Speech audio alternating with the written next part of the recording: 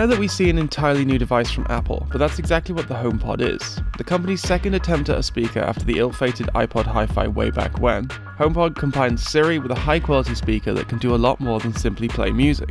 Unfortunately, the HomePod's reach will be severely limited by a few Apple trademark moves. That means you might not want one, even if you are impressed by what it can do. The HomePod is a single smart speaker that retails for $349.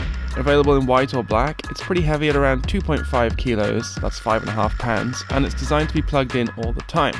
Inside, Apple has crammed 7 tweeters, a big subwoofer, and 6 microphones. You'll need an iPhone 5S or iPad Air or later in order to use the HomePod, and you'll need to upgrade to the latest version of iOS 2. Design-wise, the HomePod is pretty inoffensive. It's currently the largest of the latest wave of dedicated home assistants. It's also the most expensive. The HomePod really packs a punch for its size, comfortably filling a room with sound, but sources for that sound are pretty limited. HomePod supports Apple Music natively, which means you can ask Siri to play music directly from the Apple Music catalog, provided you've got an active subscription. HomePod also supports the iTunes podcast directory, but there's no support for Spotify or rival music streaming services. Apple's wireless streaming standard AirPlay is the only way of sending audio from a device to the HomePod. There's no standard Bluetooth connection, no support for audio over Wi-Fi, and no line-in. This may severely limit what you can do with your $350 speaker, though it's unlikely that Apple will drop AirPlay in the foreseeable future. If you do decide to jump ship to Android, or a member of your household doesn't have an iOS device, the HomePod becomes far less useful when you have to rely solely on Siri and your voice. One thing's for sure, the HomePod sounds great. If you look at it as a wireless speaker rather than an assistant, the premium price point starts to feel a little more justified. Not satisfied with simply being a smart speaker due to having Siri on board, Apple designed the HomePod to take advantage of its smarts to improve the sound. HomePod will tune itself to the room by analysing its surroundings every time you pick it up and put it down. Apple uses their own analytics to define equalizer settings for each song you play. Bass response is warm, mid-range and high frequencies are clear, and sound quality is excellent overall.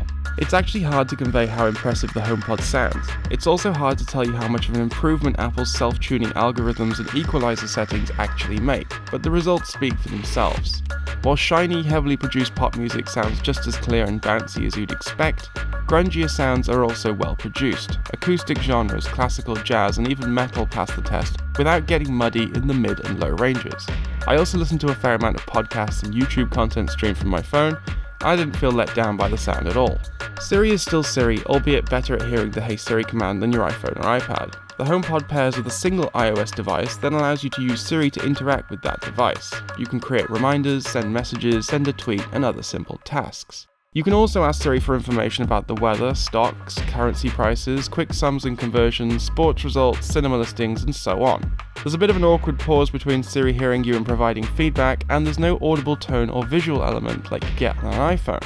Unfortunately, Siri is still Siri, which means the assistant has a tendency to mishear you. Correcting these mistakes with only your voice can really try your patience, so I found myself shying away from all but the simplest voice commands like adding items to a shopping list or checking tomorrow's weather.